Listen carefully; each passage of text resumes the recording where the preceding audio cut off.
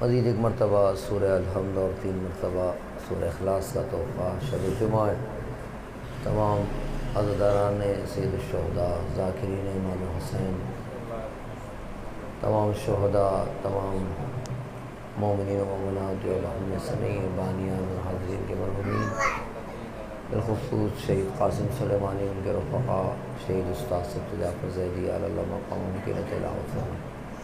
اللہم صلی علی محمد اللہم صلی علی محمد اللہم صلی علی محمد۔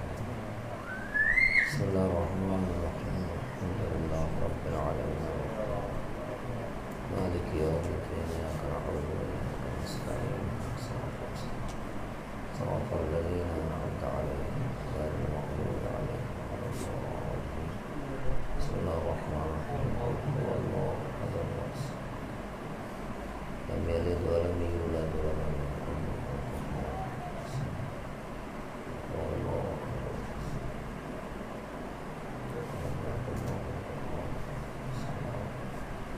کفوا احد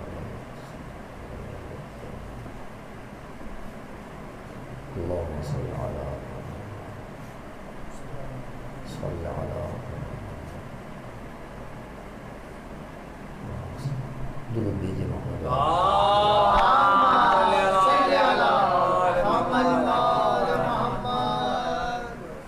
اعوذ باللہ من الشیطان الرجیم، بسم اللہ الرحمن الرحیم،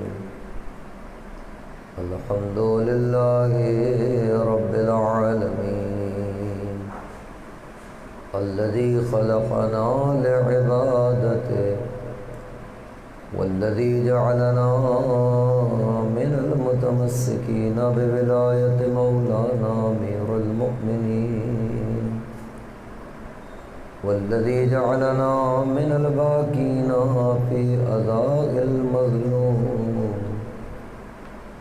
والحمد للہ الذی جعلنا من المنتظرین لظہور حجته ثم الصلاة والسلام على أشرف الأنبياء والمرسلين حبيب إله العالمين الذي سمي في السماء بأحمد وفي الأرضين بأبي القاسم محمد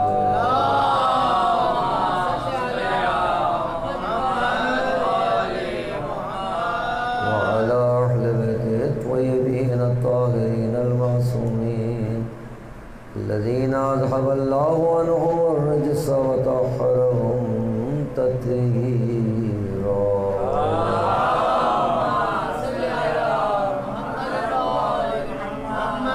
ولعنة الله على أعدائهم أجمعين۔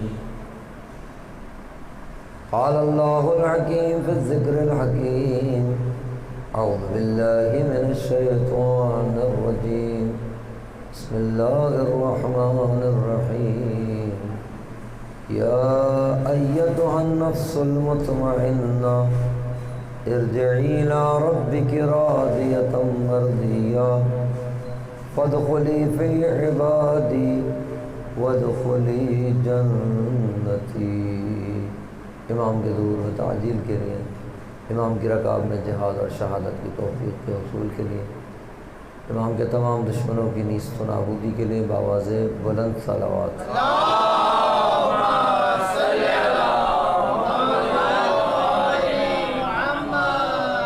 بزرگان محترم اور برادران عزیز، سورہ فجر کی آخری آیات کے سلسلے سے گفتگو جاری ہے۔ ارشاد رب العزت ہوا، بسم اللہ الرحمن الرحیم، یا ایتھا النفس المطمئنہ، اے نفس مطمئن، ارجعی الی ربکی راضیۃ مرضیہ، اپنے پروردگار کی جانب لوٹ آ کہ تو اپنے پروردگار سے راضی، تیرا پروردگار تجھ سے راضی۔ فادخلی فی عبادی، میرے بندوں میں داخل ہو جا، وادخلی جنتی، میری جنت میں داخل ہو جا۔ ظاہری آیات کا ترجمہ پروردگار اپنے بندے کو خطاب کر رہا ہے، نفس مطمئن کو خطاب کر رہا ہے، بازگشت کی بات کر رہا ہے اور نتیجے کی بات کر رہا ہے، اور اس بازگشت کے سلسلے سے ظاہر بیان جاری ہے، لیکن ابھی بحث مقدمات میں ہے۔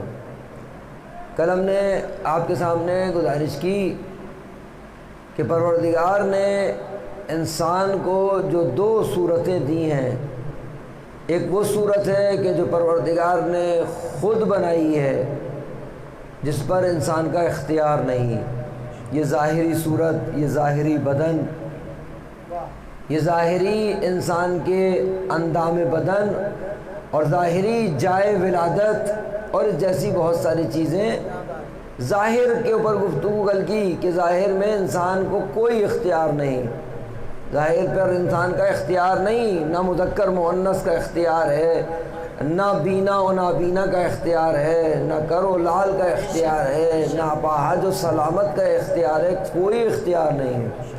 پروردگار جیسا چاہتا ہے، کل گزارش کی، یصورو، جو چاہتا ہے وہ تصویر بناتا ہے، اس میں کسی انسان کی دخالت نہیں ہے، اور اس دخالت میں، ظاہری دخالت میں ظاہر کوئی بشر نہیں بچتا ہے۔ ظاہری دخالت کے اعتبار سے پروردگار جیسی چاہے جس کی جو صورت بنا دے، اس میں کسی انسان کی دخالت نہیں ہے، اور ظاہر بالکل واضح گفتگو ہے۔ یہ وہ صورت ہے کہ جس میں انسان کی دخالت نہیں ہے، بلکہ براہ راست پروردگار کی دخالت ہے، براہ راست اس نے اپنی ولایت تکوینی کا یہاں استعمال کیا ہے کہ تکویناً بندے کو کوئی حق نہیں ہے۔ کل میں نے گزارش کی کچھ چیزیں۔ اگلا مرحلہ کیا ہے جو گفتگو کا اصلی مرحلہ ہے کہ انسان کے اس ظاہر کے ساتھ، ظاہر ہے انسان کا ایک ظاہر ہے، ایک انسان کا باطن ہے، ایک جسم ہے، ایک روح ہے، اور خالی اسی جسم اور روحی پر جو نظریات ہیں اور جو آراء ہیں اور جو اس پر بحث ہے، بہت زیادہ تفصیلی بحث ہے، اور جو جس بحث کو کرتا ہے اور جس نتیجے پہ پہنچتا ہے، اسی نتیجے کے اعتبار سے انسان کی تعریف کرتا ہے۔ اگر کوئی فقط انسان کے ظاہر کا قائل ہے تو وہ انسان کی ویسی ہی تعریف کرے گا، جو انسان کی روح کا قائل ہے وہ ویسی تعریف کرے گا، جو انسان کے جسم اور روح کا قائل ہے وہ ویسی تعریف کرے گا۔ کیوں؟ اس لیے کہ جیسا سمجھے گا ویسا ہی سمجھائے گا۔ ایسا نہیں ہے کہ جیسا سمجھ رہا ہو ویسا نہیں سمجھائے گا، جیسا سمجھے گا ویسا ہی پہنچائے گا، ویسا ہی سمجھائے گا، اور یہ انسان کا بالکل فطری اور عقلی تقاضا ہے، اور اس پر بہت زیادہ ریسرچ ہو چکی ہے، اور اسی بنیاد پر جو تعریف ہوگی انسان کی، اسی تعریف پر پھر اسی پہ مکتب قائم ہوگا۔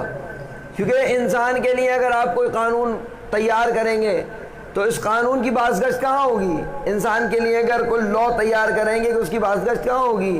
انسان کے لیے جو قانون اور لا آپ تیار کریں گے، اس لا اور قانون کی بازگشت اسی تعریف انسان پر ہے۔ جیسی تعریف ہوگی ویسا ہی قانون ہوگا۔ اگر کوئی انسان کی تعریف فقط کرے کہ وہ یہاں پیدا ہوتا ہے اور یہیں ختم ہو جاتا ہے، یہ بھی تعریف ہے، یہ بھی ایک سوچ ہے، یہ بھی ایک انسان کا تصور ہے، یہ بھی انسان کے بارے میں کچھ لوگوں نے رائے قائم کی ہے کہ انسان کیا؟ انسان فقط مادی ایک پیکر ہے جس کی ابتدا بھی یہی ہے، انتہا بھی یہی ہے۔ اب اس فرض پر اگر آپ قانون بنائیں گے تو کون سا قانون بنے گا؟ جو انسان کی ایج کا اعرا ہے، جو انسان کی زندگی کی مدت ہے، جو انسان کے پاس جتنی مدت ہے، جتنی زندگی یہ گزارے گا اتنی ہی اس کے لیے وہ قانون وضع ہوگا۔ ایسا ہی ہے، یہ اس کے علاوہ ہے۔ اگر انسان کے بارے میں آپ کا یہ تصور ہے کہ مثلا یہ اس سن میں پیدا ہوا ہے اور اس سن میں اس دنیا سے رخصت ہو جائے گا اور کچھ دن یہاں زندگی گزارے گا، اور زندگی جو گزارے گا ظاہر ہے اس نے ہوا سے بھی رابطہ قائم کرنا ہے، اس نے حیوانات سے بھی رابطہ قائم کرنا ہے، اس نے جمادات اور نباتات سے بھی رابطہ قائم کرنا ہے، اسی طریقے سے اس نے اپنے جیسے انسانوں سے بھی رابطہ قائم کرنا ہے، اور جیسا یہ ہے ویسے ہی وہ انسان ہے۔ نہ اس نے اس زندگی کے اختتام کے بعد کسی اور دنیا میں داخل ہونا ہے، نہ انہوں نے کسی اور دنیا میں داخل ہونا ہے۔ اب آپ اس تصور کے بعد اگر قانون بنائیں گے تو کیسا قانون بنے گا؟ اور اس قانون کا جو دائرہ ہے وہ کہاں تک ہوگا؟ دیکھ رہے ہیں اب یہ جو مکاتب اس وقت موجود ہیں، مختلف نام آپ کو معلوم ہوں گے، سیکولرزم ہے تو کیپٹلزم ہے تو سوشلزم ہے اور نہ جانے کتنے ازمز ہیں۔ یہ ازمز کی بنیاد کس چیز پر ہوتی ہے؟ کسی بھی نظریے کی جو انسان کے بارے میں نظریہ ہوتا ہے اسی نظریے کی بنیاد پر علم ہوتا ہے، اور یہی علم اس تعریف کی بنیاد پہ ہوتا ہے۔ تو اگر انسان کی صحیح تعریف ہی نہ کی جائے تو کیا مکتب صحیح ہوگا؟ وہ مکتب جو اس انسان کی تعریف ہی صحیح نہ کر رہا ہو، گویا اگر صحیح تعریف نہ کرنے کا مطلب کیا ہے کہ صحیح نہیں پہچانا۔ اور آپ کو معلوم ہے انسان کی جو تحقیق ہے، انسان کی جو ریسرچ ہے، یہ ریسرچ غیر انسان، آپ کو پتہ ہے غیر انسان، انسان کے علاوہ جو تحقیق ہے وہ کتنی دقیق ہے؟ آپ کو معلوم پہلے زمانے میں جو سائنس کے لوگ ہیں وہ جانتے ہیں پہلے زمانے میں ایٹم کے 3 حصے ہوا کرتے تھے، نیوٹران، پروٹون، نیوکلس۔ اب وہ کتنے پارٹس اب اور ہو گئے اسی کے۔ ایٹم اس ذرے کو کہتے ہیں جو کائنات کا سب سے چھوٹا ذرہ تصور کیا جاتا ہے، یا انسان نے جسے ڈسکور کیا ہے، یہ سب سے چھوٹا پارٹیکل، یہ سب سے چھوٹا ذرہ ہوتا ہے۔ اس کے پہلے زمانے میں یاد ہے جب ہم سائنس پڑھا کرتے تھے 3 سے زیادہ نہیں سنتے تھے، یا یہ نیوٹران ہے یا پروٹون ہے یا نیوکلس ہے۔ پھر نیوٹران پہ جو ہے وہ کون سا بار ہے اور جو پروٹون پہ کون سا بار ہے، ایک پہ منفی ہے ایک پہ نیگیٹو ہے۔ اس کے اندر باقاعدہ پوری کائنات ہے ایک ذرے کے اندر، ایک ہی ذرے کے اندر۔ آپ کو معلوم ہے سائنس نے پروف کیا ہے جو پورا اسٹرکچر ایک ذرے میں ہے وہی پوری کائنات میں ہے، یعنی اس ذرے میں اور پوری کائنات میں کوئی فرق نہیں ہے۔ جو فنکشن اس ذرے کے اندر موجود ہے وہی پوری کائنات پر حاوی اور غالب ہے۔ اب بتا 2 ہی چیزیں، ایک یا جاذبہ ہے یا ایک دافعہ ہے۔ یہ جو سائنس کے لوگ بتاتے ہیں نا کہ یہ جو ایٹم ہے اس کے اندر یہ اپنے وجود پہ کب تک باقی رہتا ہے؟ جب تک یہ نیوکلس سے خاص فاصلہ پروٹون کا ہے اور خاص فاصلہ نیوٹران کا ہے۔ اگر یہ نیوکلس سے قریب ہو تو، اور اگر دور ہو جائیں تو، دور ہو تو برباد ہو جائے گا یہ ذرہ، اور قریب ہو تو برباد ہو جائے گا ذرہ۔ اسی ذرے کو معلوم ہے آپ کو، اسی ذرے کے اس فنکشن کو جو ایٹم بم کی تھیوری جانتے ہیں یا ایٹم بم کو سمجھتے ہیں، وہ کیا کرتے ہیں؟ وہ کرتے ہیں کہ اس چھوٹے سے ذرے کے اندر جو نظم ہے اس کو خراب کرتے ہیں۔ توجہ فرمائیے جو نتیجہ لینا چاہ رہا ہوں، اس ذرے کے اندر جو نظم ہے اس کو خراب کرتے ہیں۔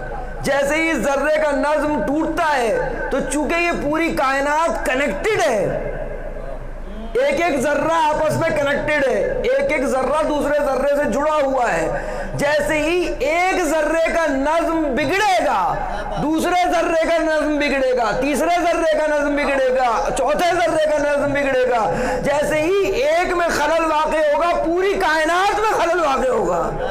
جو خلل ایجاد کرنے والے ہیں وہ خود بخود اللہ کے بہترین منظم ہونے کی دلیل دے رہے ہیں۔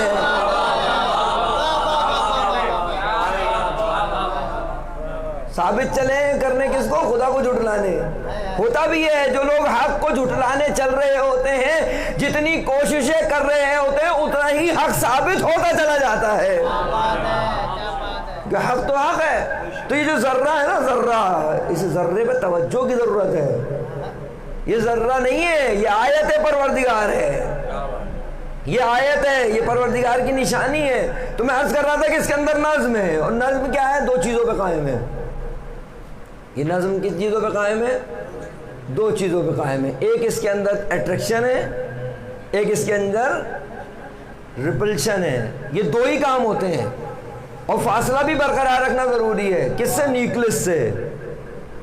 اس نیوکلس سے اگر آگے بڑھو گے، قریب ہوگے تو مصیبت۔ کون سا قریب؟ جو حد سے تجاوز کر قرب ہے۔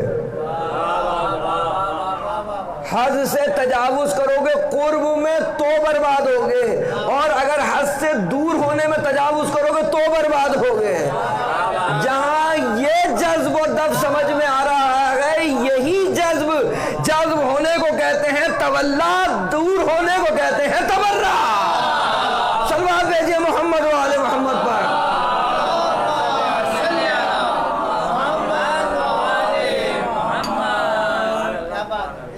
یہ جذب و جذب و دفع جو میں نے کہا ہے نا، حد سے تجاوز، قریب ہونے کی کوشش کرنا، جو حد مقرر ہے اس سے زیادہ کی کوشش کرنا. اسی طریقے سے خدا نہ خواستہ دوری بھی رکھنی ہے، نہیں رکھنی، نہ رکھے تو یہ ذرہ برباد ہو جائے گا. اور پروردگار نے واقعاً توجہ نہیں کرتا انسان. کتنا منظم کیا ہے اس کائنات کو، کتنا منظم کیا ہے اس کائنات کو. میں مثال دے چکا ہوں پہلے، آپ کو پتا ہے نا کیلنڈرز جو ڈیزائن ہیں 10,000 سال بعد کے کیلنڈر طے شدہ ہیں. 10 کیا 1,00,000 سال کے بعد کا بھی کیلنڈر آپ بنا سکتے ہیں سائنٹیفک. یعنی کیا 1,00,000 سال کے بعد جو مثلاً 1 جنوری ہوگی اس کو کتنے بجے سورج طلوع ہوگا اور کتنے بجے غروب ہوگا، ڈکلیئرڈ ہے کہ نہیں ہے؟ یہ اس کے اندر جو ہے نا کچھ سوچنا پڑے گا، کچھ سمجھنا پڑے گا. شاید واید بھی آئے گا یہاں. تو یہاں شاید واید کیوں نہیں آتا ہے؟ آپ پوچھیں ان سے جو ڈیزائن کرتے ہیں، جو علم ان ذرات کا رکھتے ہیں.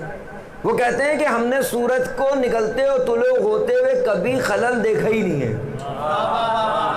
انہوں نے کہا کہ آپ 1,00,000 سال کی بات پہلے کی کر رہے ہیں، ہم نے لاکھوں سال سے اس کو منظم دیکھا ہے. اس کو بالکل جیسا آج ہو رہا ہے ہمیں اطمینان مشاہدہ اس بات کی دلیل ہے. مشاہدہ یہ کہتا ہے کہ اس میں خلل واقع نہیں ہو رہا. جیسے یہ آج نکل رہا ہے ایسے 1,00,000 سال کے بعد بھی نکلے گا. سورج کو دیکھ رہے ہو، اس کے نظم کو پہچان رہے ہو، بدبختی یہ ہے کہ منظم کو نہیں پہچان رہے. آیت ہوتی اسی لیے کہ نشانی اسی لیے ہوتی ہے کہ منزل تک جایا جائے. اب سوچے ذرا، رکے انسان کتنا منظم ہے یہ جو یونیورس جس میں آپ اور ہم رہ رہے ہیں. اور اس یونیورس کا واقعاً یہ جو ذرے سے لے کے بڑے سے بڑے، تب آپ کسی بھی گلیکسی میں چلے جائیں، جا کے پڑھ لیں جنہوں نے نہیں پڑھا ہے، اور جو پڑھا ہے وہ تائید کریں گے. کوئی فرق نہیں ہے چھوٹے ذرے میں اور بڑے سے بڑے اس کے اندر سسٹم کے اعتبار سے. یہ جذب و دفع کا سسٹم پوری کائنات پر حاوی ہے، پوری کائنات پر حاوی کے ہونے کے علاوہ میں نے کہا نا یہ نظم بھی اسی جذب و دفع کی وجہ سے، اسی جذب اسی اٹریکشن اور ریپلشن کی وجہ سے نظم قائم ہے.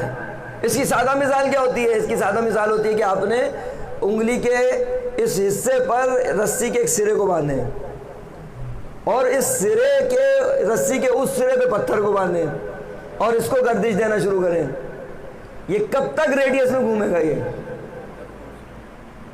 جب تک فورس ہو. اور اس کی اہم ترین چیز کیا ہے؟ یہ آوارہ کب ہوگا؟ اس لفظ کو پہچان رہے ہیں؟ یہ گھوم رہا ہے، دائرے میں گھوم رہا ہے اور بالکل پراپر گھوم رہا ہے، نہ کم ہو رہا ہے فاصلہ نہ زیادہ ہو رہا ہے فاصلہ. لیکن اس کا کم اور زیادہ فاصلہ ہونا اپنی جگہ، یہ کب تک گھومتا رہے گا؟ ایک تو فورس ہے، دوسرا اس مرکز سے رابطہ رہے، جس کو آپ نیوکلس بھی کہتے ہیں. اس مرکز سے رابطہ رہے. دوسرا فاصلہ، ایک حد کا جو فاصلہ وہ باقی رکھے.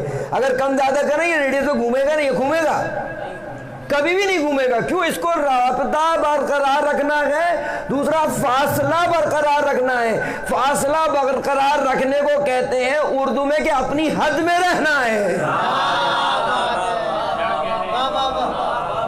اس کو ریڈیس کے ساتھ جو اپنے فاصلے کو برقرار رکھنے کا مطلب کیا ہے؟ اس کو اپنی حد پہچاننی ہے کہ زیادہ آگے ہوں گا تو مشکل ہے، اگر نکل جاؤں گا تو آوارہ ہو جاؤں گا. بس اس کا مطلب یہ ہے کہ اگر کوئی مرکز کائنات جس کو امام وقت کہتے ہیں اگر اس سے رابطہ توڑے تو پھر وہ انسان نہیں ہے، آوارہ ہے. صلوات بھیجیں محمد و آل محمد.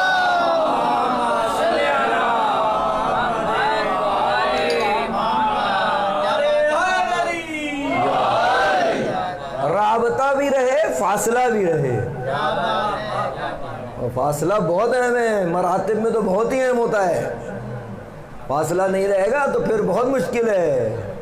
فاصلے کے اسی حد کو بچانے کے لیے تو شاید امیر نے کہا ہے نا. امیر نے کیا کہا؟ بسم اللہ الرحمن الرحیم. مولا کیا فرماتے ہیں؟ حلق فی رجلان. مولا نے فرمایا 2 لوگ میرے سلسلے سے، امیر کائنات کا قول ہے، 2 لوگ میرے سلسلے سے کیا ہو گئے؟ ہلاک. اور ہلاک کے لفظ سے تو آپ خوب جانتے ہیں، آپ کا ذوق اس لفظ ہلاک کو تو خوب جانتا ہے. 2 لوگ میرے سلسلے سے ہلاک ہو گئے. کون سے؟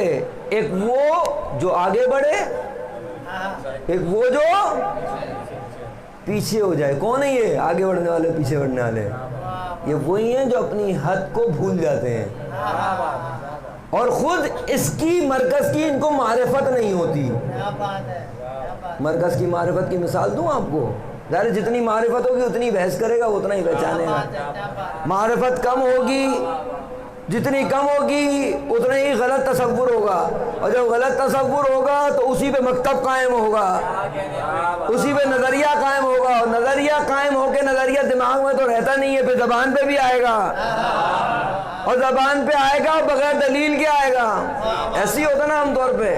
اب اس مرکز کا اگر رابطہ صحیح نہ ہو، اس کا فاصلہ صحیح نہ ہو، اس کی معرفت صحیح نہ ہو، اصل تو معرفت ہے، معرفت پر تو موقوف ہے، یہ رابطہ بھی معرفت پہ موقوف ہے، فاصلہ بھی معرفت پہ موقوف ہے، موجود رہنا چاہیے، دور تک رہنا چاہیے۔ میں پہلے مثال دے چکا ہوں، ایک دوبارہ مثال دینا چاہتا ہوں، صلوات پڑھیں محمد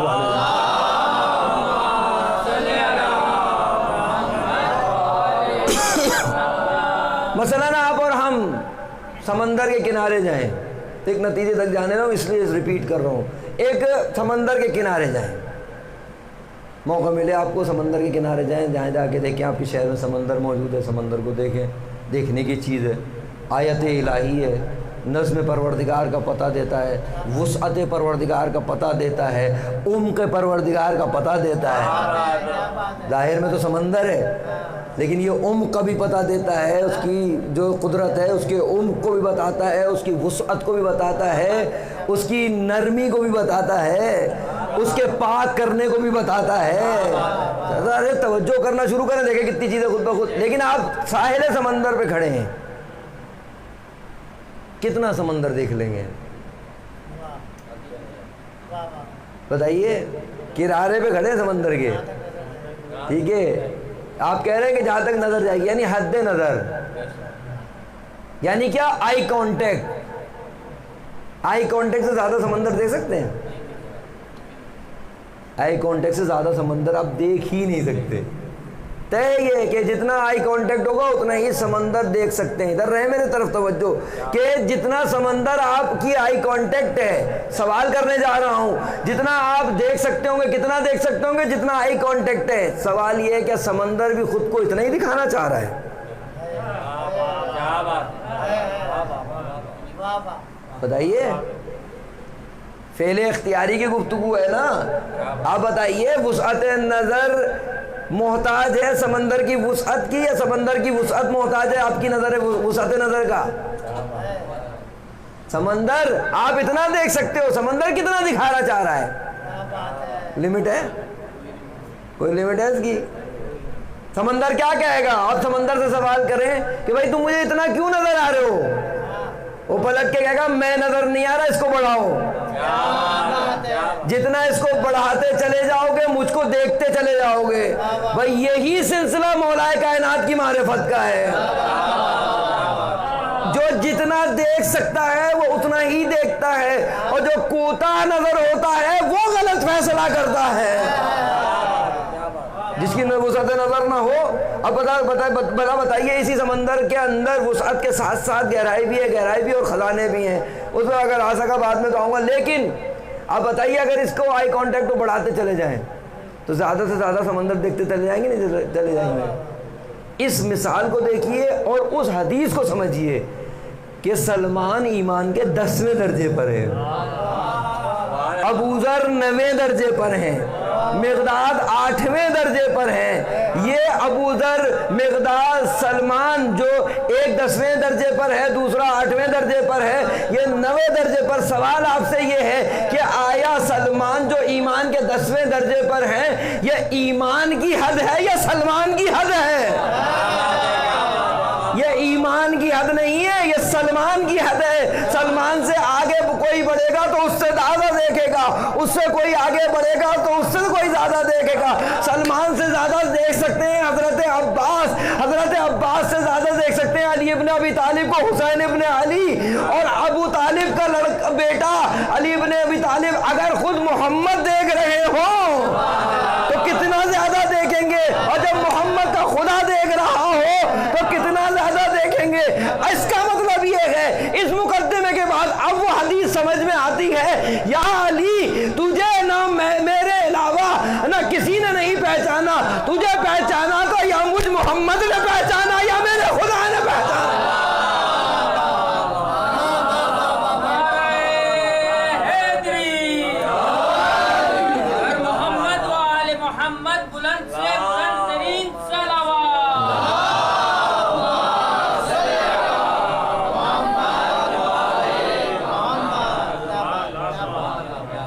یہ سمندر کی مثال اسے نہیں دیتا کہ سمجھ میں آئے. ایمان کی حد سلمان نہیں ہے, ایمان کا معیار کل ایمان ہے. اسی وجہ سے انسان جو اپنی رفتار میں ذرا جو ہے نا کند ہو جاتا ہے. بلکہ ہمارے ہاں تو حال یہ ہے کہ ہم جناب سلمان کو بھی اچیویبل نہیں سمجھتے. اللہ نے رکھا ہے معیار علی بن ابی طالب کو. اللہ نے وہ سمندر کیا کہ اس کو بڑھا جاؤ, جو جتنا بڑھا لے گا اتنا دیکھ لے گا. ہم سمجھتے نہیں رہے, یہاں بھی نہیں جا سکتے ہیں. لیکن مسئلہ کیا ہے؟ مسئلہ اگلا مسئلہ یہ ہے کہ دیکھیں میں نے کہا نا فاصلہ برابر رہنا چاہیے, نہ زیادہ قریب ہو نہ زیادہ دور ہو. ایک خاص یہ قرب ہو اور ایک خاص ادب رہے پیچھے, کیونکہ مسئلہ ایمان کا ہے, کل ایمان کا ہے.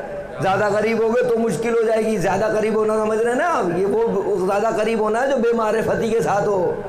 ورنہ تو خدا نے بنایا ہی اس لیے کہ میرے قریب ہو. میرے قریب نہیں ہو سکتے جب تک علی کے قریب نہ ہو جاؤ. معیار قربت پروردگار, قرب پروردگار مولا کائنات کی ذات اور ان کی معرفت ہے. لیکن اب کیا ہے سمندر میں جو کھڑا ہے, جو دیکھ رہا ہے, دیکھنے والا بھوکا بھی ہے لیکن تیرنا نہیں آتا. سمندر میں بھوک مٹانے کی چیز ہے کہ نہیں ہے؟ آپ تو ریسٹورنٹ ہی دیکھ رہے ہیں نا جو کنارے پہ ہے, وہ جو KFC باہر بنا ہوا ہے آپ کو صرف وہی نظر آ رہا ہے. لیکن تازہ غذا کہاں ہے؟ ہنرمند وہ ہوتا ہے جو تازہ غذا سے فائدہ اٹھائے. اس کی مثال کیا ہے؟ زیارت کے باب میں ایک استاد نے دی تھی. کہتے ہیں جب آپ زیارت پہ جاتے ہیں, امام زادگان جتنے بھی ہیں, مطلب کربلا گئے آپ, کہتے امام زادگان جتنے بھی ہیں اپنی جگہ, لیکن زیادہ وقت مولا عباس اور مولا حسین کے روضے میں دو. کہا کیوں؟ کہنے لگا اس لیے کہ ہنرمند ایسے ہی کرتا ہے. کہا کیسے؟ کہا اگر تم فرض کرو تمہیں موقع مل جائے کسی آم کے باغ میں جانے کا, ایک درخت بچا ہو جس پہ آم لگے ہوئے ہیں, بقیہ سارے توڑ کے پیٹیوں میں رکھے ہیں. کہنے ہنر کیا کہتا ہے؟ پیٹیوں والے کھاؤ, یا جو درخت پہ لگا ہے براہ راست وہ کھاؤ. کون سا کھائیں گے؟ انہوں نے کہا درخت میں کھائیں. کیوں؟ یہ ابھی بھی متصل ہے, یہ ابھی بھی اس کا اتصال باقی ہے. یہ بالکل وہ ذائقہ دے گا جو اصلی ذائقہ ہے. سمجھ رہے ہیں آپ؟ آل محمد 14 کے علاوہ سب ان کی وجہ سے متصل ہیں, یہ براہ راست متصل ہیں. تو ظرفیت کیا ہے؟ ظرفیت بڑھا دو. اب یہ آدمی درخت سے اپنی غذا لینا چاہتا ہے, مچھلی آپ ہوتا ہے, لیکن سمندر میں صرف مچھلی نہیں ہے. یہ ساری مثالیں تطبیق ہوتی ہیں مولا کائنات کی معرفت کے باب میں. سمندر میں صرف مچھلی نہیں ہے. تیرنا اس کو نہیں آتا, کیا کریں؟ کیا مچھلی کچھ ہو جائے, بھوک مٹانی ہے. اس کی مثال ایسی ہے کہ تیرنا نہ ہونے کا مطلب یہ ہے کہ بھوک مٹانی ہے وقت. یہ نہ تیرنے کا مطلب یہ کہ نہ یہ پتا ہے کہ حلال ہے کہ حرام. عام زندگی میں ایسے ہی ہے جیسے آپ کو تیرنا نہیں آتا. آپ کو اگر حرام اور حلال غذا کا فرق نہیں پتا تو بالکل ایسے ہی ہے جیسے بغیر تیرنا سیکھے بغیر آپ سمندر میں کودیں تو آپ بھگتیں گے پھر. اچھا چلیں تیرنا بھی آتا ہے تو کیا کرے گا؟ جا کے 2 کام کرنے پڑیں گے نا. مچھلی لائے گا اپنے پیٹ بھرنے کے لیے, لیکن یہ بھی تو پتہ ہونا چاہیے کہ خطرناک جانوروں سے کیسے بچا جائے. مچھلی کی تلاش اپنے حصے کی ہے, لیکن اس سے بھی تو بچنا ہے نا کہ جو بھیانک مخلوق ہے سمندر کی. سمندر میں صرف مچھلی تو نہیں ہے, بھیانک مخلوق موجود ہے. اتنے بڑے بڑے منہ کے مگرمچھ, واقعی مگرمچھ, جو تلاش میں کہ کوئی نئی غذا آئے اوپر سے. مچھلیاں کھا کھا کے تھک گئے, کوئی تازہ غذا اوپر سے آئے جو ابھی سمندر میں کودے تو ہم اسے ہڑپ کریں. یہ تو تصور کر رہے ہیں نا, ایسے ہی امریکہ اسرائیل ہے. جب کوئی نیا لقمہ ملے جوان کا, اس کو ہڑپ کریں. اور آپ کو پتا ہے اس کے منہ میں چلے جائیں گے تو کتنا مشکل کام ہے. آپ ظنون تو ہے نہیں کہ مچھلی میں جا کے بھی خدا آپ کو جو زندہ نکال لے گزرنے کے بعد. اس لیے بہتر ہے کہ پرہیز کرو اس سے. اب یہ کود گیا اور جا کے مچھلی بھی لے آیا. کیسے؟ کیونکہ اس کو تیرنا آتا تھا. یہ تیسرا شخص ہے. لیکن آپ بتائیے کیا مچھلی ہی تھی؟ مچھلی تو ایک وقت کا پیٹ بھر دے گی, ایک وقت کا کھانا کھلا دے گی نا مچھلی. ایک وقت کا کیا نہیں, دوبارہ چلیں گے, دوبارہ چلے, اتنی محنت پھر کریں گے. کیا آپ کو علم اگر ہوتا تو آپ یہ نہ کرتے. تیرنا آپ کو آتا تھا, لیکن آپ نے کیا کی, آپ نے وسعت نظری داخل ہو کے صحیح سے دیکھا نہیں کہ اس سے کیا کیا واپس لے کے جایا جا سکتا ہے. اگر آپ کو پتا ہوتا کہ اسی کے تہ میں جواہر بھی ہیں تو مچھلی کون منع کر رہا ہے, مچھلی بھی پکڑو. لیکن مچھلی کے ساتھ ساتھ اگر کوئی جواہر لے کے پلٹتے تو کتنا کام آتا. اس کا مطلب ہے خالی تیرنا آنا کافی نہیں ہے. خالی تیرنا آتا ہو یہ کافی نہیں ہے, ہنر بھی آنا چاہیے کہ زیادہ سے زیادہ فائدہ اٹھاؤ. چلے وہ معرفت مولا کائنات کے باب میں تطبیق اگر ہو سکی نہیں, اتنا تو ہو سکتا ہے مجلس کا جو تبرک ہوتا ہے نا, فرش اعضاء کا جو تبرک مادی ہے, یہ شفا ہے. شفا, یہ شفا ہے. لیکن اس فرش اعضاء پہ صرف تبرک ملتا ہے مادی. اس کی غذا کیا ہے, اس کی تہ میں کیا ہے. آپ نے سمندر کو سمجھا نا, جیسے سمندر ہے ایسے ہی فرش اعضاء ہے نا. یہاں مادی غذا بھی ہے مچھلی کی طرح, اور آپ کو تیرنا بھی آتا ہے اس میں. یہاں آنے کا مطلب یہ ہے کہ آپ یہاں کے تیراک ہیں, آپ کو آتا ہے یہاں تیرنا اس فرش اعضاء پر. لیکن اس کے اندر وہ بتائیے وہ کیا ہے, وہ موتی کہاں ہیں, وہ جوہر کون سے جو اس فرش اعضاء کے ہیں. بہت سارے لوگ ہیں مجھ جیسے جو بچپن سے آ رہے ہیں اور جا رہے ہیں اور آتے رہیں گے اور جاتے رہیں گے ہمیشہ, کیونکہ یہاں کی مادی غذا بھی شفا ہے. لیکن یہاں مادی غذا نہیں ہے صرف, یہاں مادی غذا نہیں ہے صرف مادی. اور پھر اب میں کہہ دوں کہ مادی غذا پہ جیسے آپ ٹوٹتے ہیں, مادی غذا پہ جیسے ٹوٹنا بھی چاہیے, لیکن اس کا لحاظ رہنا چاہیے کہ کل میں نے کہا ایک جگہ دعوت ذوالشیرہ کا لوگوں نے جو ہے نا اس میں وہ لاتے ہیں دلیل. دعوت ذوالشیرہ میں بھی تو پیغمبر نے کھلایا, کھلانا تو بہت ہے. اور اب تو پہلے ایک زمانے میں بعض لوگ اعتراض کرتے تھے تبرک پہ کہ اسراف ہے تبرک, بعض لوگ کہا کرتے تھے, اس وقت بھی ان سے جھگڑا تھا. لیکن اب تو کوئی کہنے والا رہ ہی نہیں گیا. کوئی یہ کہے کہ مجلس پہ اتنا خرچ کرو, اتنا خرچ کرو, یہاں خرچ کر دو, وہاں خرچ کر دو, مجلس پہ خرچ نہ کرو. اب تو کوئی کہہ ہی نہیں سکتا. دلیل کیا ہے, اربعین نے سب کی زبانیں بند کر دی ہیں. خرچ کے اعتبار سے کسی کو حق نہیں ہے. ویسے ہی بیان کر دوں کہ یہ عجیب و غریب صورتحال ہے. یعنی آپ ہر چیز کا اپنا بجٹ رکھتے ہیں کہ نہیں رکھتے؟ ہر چیز کا ایک بجٹ ہوتا ہے. آپ کے گھر کے اندر ایجوکیشن کا بجٹ الگ ہے, شادیوں کا بجٹ الگ ہے, ہر چیز کا بجٹ الگ ہے. تو یہ جب بقیہ چیزوں کا بجٹ الگ ہے تو عزاداری کا الگ سے بجٹ کیوں نہیں ہے؟ تاکہ عزاداری کے بجٹ میں آپ کو یہ نظر نہیں آ رہا کہ بھئی اس سے اسکول کی فیس دے دو, اس سے فلاں کام کر دو, فلاں کام کر دو. جس طریقے سے آپ اس عزاداری کے بجٹ کو دیکھ رہے ہیں, بہتر یہ ہے کہ اس سے کہو کہ اپنے گھر کی شادی میں خرچہ کم کر دو, اس کی فیس ادا کر دو. سنا ہے کسی سے یہ؟ مجلس کے خرچے پہ کیوں کہہ رہے ہیں آپ؟ بائلاج میں حکومت اسلامی کے قوانین حکومت اسلامی ہے. امام خمینی نے اس کو باقاعدہ قانون میں لکھوایا ہے کہ اگر کوئی غریب کہیں مجلس کی کرنے کا جو مشکل ہے اور مجلس نہیں کر پا رہا صرف اس وجہ سے کہ اس کے پاس بجٹ نہیں ہے, مجلس امام حسین نہیں کر سکتا, حکومت اسلامی کی ذمہ داری ہے اس کو بجٹ فراہم کرے کہ وہ مجلس کرے.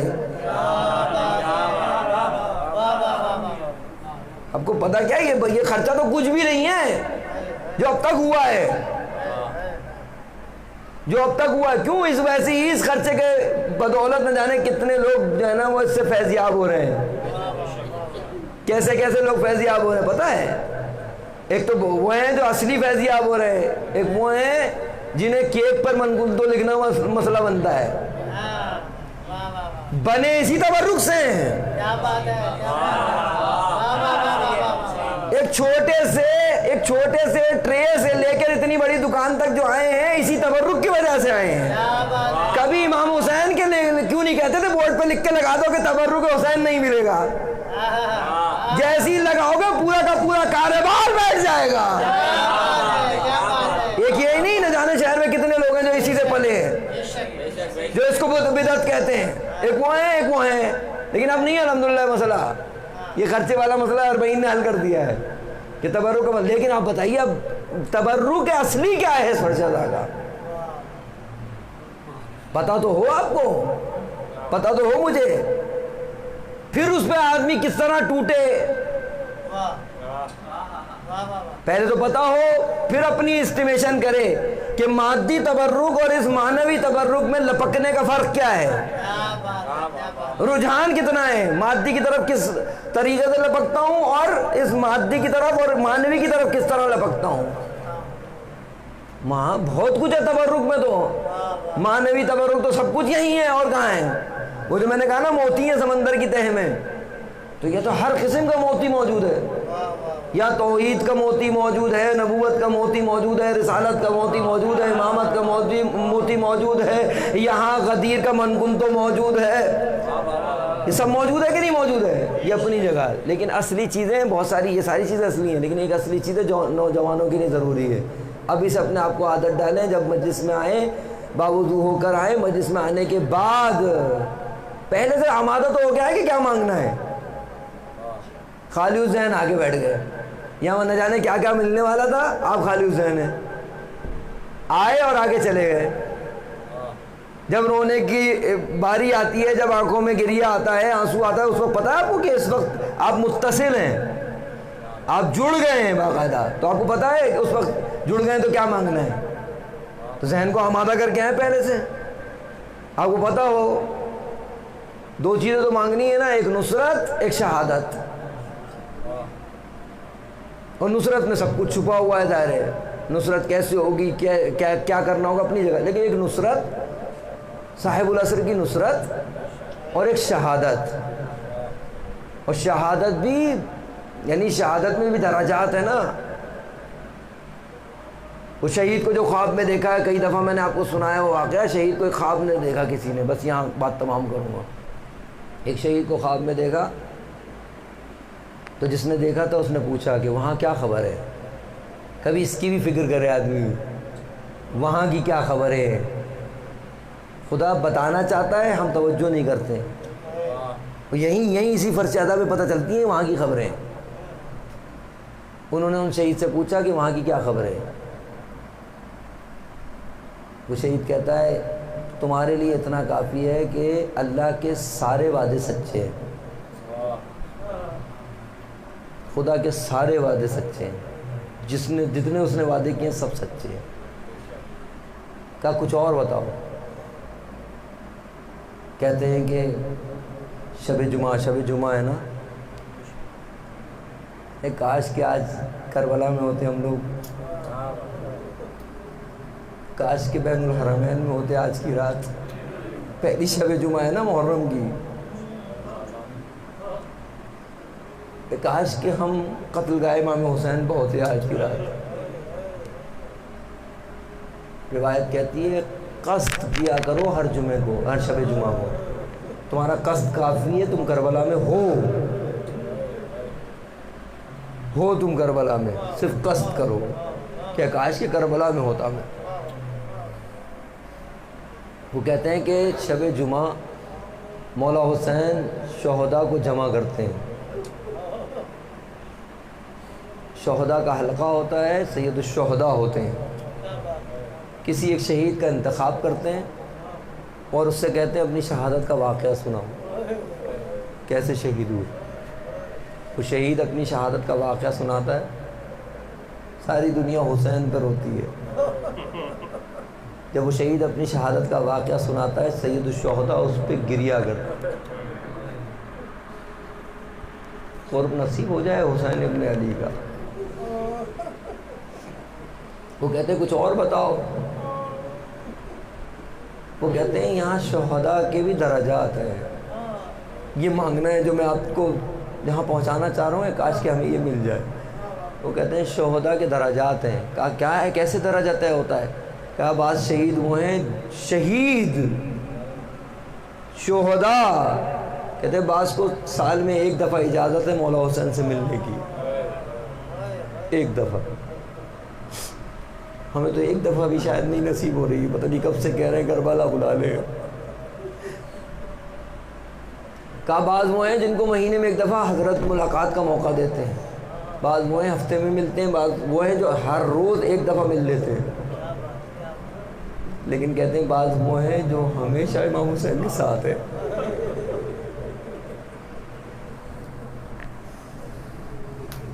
ایک گروہ وہ ہے جو ہمیشہ حسین ابن علی کے ساتھ ہے.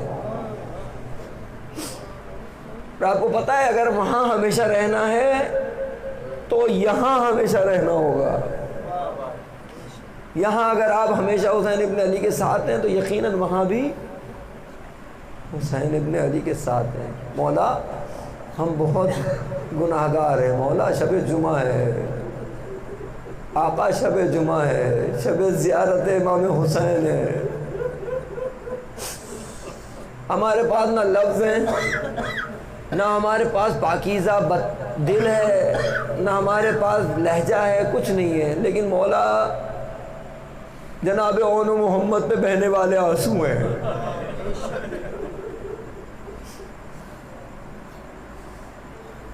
مولا کائنات کے ہاں بیٹی پیدا ہوئی، رسول جناب زہرا کے گھر گئے، بیٹی لاؤ اس بچی کو میرے حوالے کرو. جیسی جناب زہرا نے جناب زینب کو رسول اللہ کے حوالے کیا، پہلی دفعہ پیغمبر نے جناب زینب کے چہرے کی زیارت کی. یہ دونوں بہن بھائی ایسے ہی ہیں، جب دنیا میں آئے تھے جیسے ہی زیارت کی زار و قطار پیغمبر نے رونا شروع کیا. بی بی زہرا کہتی ہیں بابا بیٹی کو دیکھ کے آپ رو رہے ہیں؟ رسول اللہ فرماتے ہیں فاطمہ تمہیں نہیں پتا اس پر کتنی مصیبتیں آنے والی ہیں. بیٹا یہ ام المصائب ہے، یہ بہت مصیبتیں دیکھنے والی ہے. جناب زینب کا وہ وقت آیا، امام حسین 28 کو مدینہ چھوڑنا چاہتے ہیں. جناب زینب گھر گئیں، جناب عبداللہ کے بستر پر سرانے بیٹھ گئی. عبداللہ مریض ہیں، عبداللہ مریض ہیں. جناب زینب نے کچھ نہ کہا، ایک آنسو جناب زینب کی آنکھ سے نکلا، عبداللہ کے رخسار پہ گرا. جیسے ہی عبداللہ کے رخسار پہ گرا چونک کے کہا شہزادی آپ کو کس نے رلا دیا؟ شہزادی آپ کو کس نے رلا دیا؟ بی بی فرماتی ہیں عبداللہ تمہیں معلوم ہے حسین مدینہ چھوڑ رہا ہے، میں حسین کے بغیر زندہ نہیں رہ سکتی. جناب عبداللہ فرماتے ہیں کہ بی بی آپ کا تو ضمن عقد میں یہ طے ہے. مولا کائنات نے جب عقد ہوا تھا یہ کہا تھا کہ جب حسین مدینہ چھوڑے زینب کو جانے دینا. جائیے بی بی جائیے، حسین ابن علی کے ساتھ جائیے. جناب زینب خوش ہوئی، آگے بڑھی. عبداللہ نے آواز دی شہزادی ذرا ٹھہریے. جناب زینب نے کہا کہیں عبداللہ کا ارادہ نہ بدل گیا ہو. مڑ کے پوچھا عبداللہ اب کیا ہے؟ کہا بی بی خالی ہاتھ مت جائیے، یہ میرے شہزادے ہیں، ان کو اپنے ساتھ لے جائیے. یہ اون ہے سے ساتھ لے جائیے، یہ محمد ہے سے ساتھ لے جائیے. جب حسین پر وقت پڑے میری جانب سے ایک کو اپنی جانب سے قربان کیجئے گا. عزیزو وقت گزرتا گیا، مدینے سے مکے آ گئے، مکے سے کوفے سے ہوتے ہوئے کربلا پہنچے. آخر شب عاشور آئی. شب عاشور میں حسین ابن علی خیموں کا تلایا پھر رہے ہیں. جیسے ہی جناب زینب کے خیمے کے قریب پہنچے دیکھا ماں بیٹھی ہوئی بچوں کو سمجھا رہی ہے. دیکھو اون محمد کل قربانی کا دن ہے میرے لال، ایسا نہ ہو کہ علی اکبر تم سے پہلے قربان ہو جائے، بیٹا میری لاج رکھ لینا. اون محمد کہتے ہیں اماں آپ نے ہماری تربیت کی ہے، اماں ہم جعفر طیار کے نواسے ہیں، پوتے ہیں، اماں ہم علی مرتضیٰ کے نواسے ہیں. دیکھیے گا کل کیسی جنگ ہوگی. عزیزو شہادت کا وقت آ گیا. شہزادوں کو حسین نے مقتل میں بھیجا. جعفر طیار کے پوتے اور علی مرتضیٰ کے نواسے وہ جنگی کے دشمن نے دیکھا، ایک طرف سے گیا دشمنوں کو چیرتا ہوا، دوسری جب دونوں بھائی نے آپس میں ملاقات کی، 3 دن کے بھوکے پیاسے بچے ہیں لیکن جنگ کر رہے ہیں عزیزو۔ جیسے ہی چھوٹے کے سر پہ گرز لگا، زمین پر آیا، بھائی کو آواز دی، بھیا مجھے سنبھال بھیا۔ بڑے نے آواز دی، بھیا ہم بھی آتے ہیں۔ بڑے کے سر پہ بھی گرز لگا، زمین پہ آیا، دونوں نے کہا ماموں ہمارا صلاح۔ حسین ابن علی مقتل کی جانب آئے عزیزو، حسین نے دونوں کو سنبھالا، دونوں شہید ہو چکے ہیں، دونوں کو لے کے چلے خیمے کی جانب۔ آپ کو معلوم ہے پورا روز شہادت جس شہید کو حسین ابن علی لائے ہیں، جب بھی کسی شہادت کے بعد خیمے میں آئے ہیں، سب سے پہلے بڑھ کر جس نے استقبال کیا وہ زینب کبریٰ تھی، تاکہ بھائی کے دل کو تسلی ہو سکے۔ ہر شہادت، ہر شہید کے استقبال کے لیے پہنچنے والی زینب، جب بچوں کے لاشیں آئے، زینب دکھائی نہیں دے رہی۔ سب کہتے ہیں کہ زینب کہاں ہے؟ حسین نے کہا جاؤ زینب کے خیمے میں تلاش کرو۔ جب جا کے خیمے میں دیکھا، سجدہ الہی میں پڑی زینب، بارے الہ میرے بچوں کو قبول کر۔ جا کے جناب زینب کو خبر دی، بی بی اولو محمد آ گئے۔ بی بی چونک کے کہا کیا کہا؟ کیا زندہ آ گئے؟ کہا نہیں نہیں بی بی حسین پر قربان ہو گئے۔ زینب نے دوسرا سجدہ کیا۔ جناب زینب نے آ کے دوسرا سجدہ کیسے کیا؟ بیٹوں کے لاشوں کے درمیان میں زینب نے جگہ بنائی۔ اللہ اکبر! ایک طرف ایک لال شہید پڑا ہے، دوسری طرف دوسرا لال شہید پڑا ہے، درمیان میں سر سجدے میں ہے۔ بارے زینب سے اس کو قبول فرما۔ اللہ اکبر! اس کے بعد زینب نے پھر گریہ نہ کیا۔ عزیزوں بچوں پہ نہیں روئی زینب، آخری منزل بچوں پہ زینب نے گریہ نہیں کیا، نہ کربلا میں گریہ کیا، نہ کوفے میں گریہ کیا، نہ شام میں گریہ کیا، بلکہ کسی نے اگر کہہ دیا بی بی ان کو کیوں نہیں روتی، کہا میں حسین کو روؤں گی، میں علی اکبر کو روؤں گی۔ اللہ اکبر! واپس مدینے آ گئی، لوگوں سے ملاقات جاری ہے، بچوں کو گریہ نہیں کیا۔ ایک روز جناب سید سجاد کہتے ہیں پھوپھی اماں اب اپنے گھر جائیے۔ زینب نے ساری ذمہ داریاں ادا کر کر اب جب گھر کی جانب بڑھی ہے، عزیزوں جیسے ہی دہلیز پہ قدم رکھا،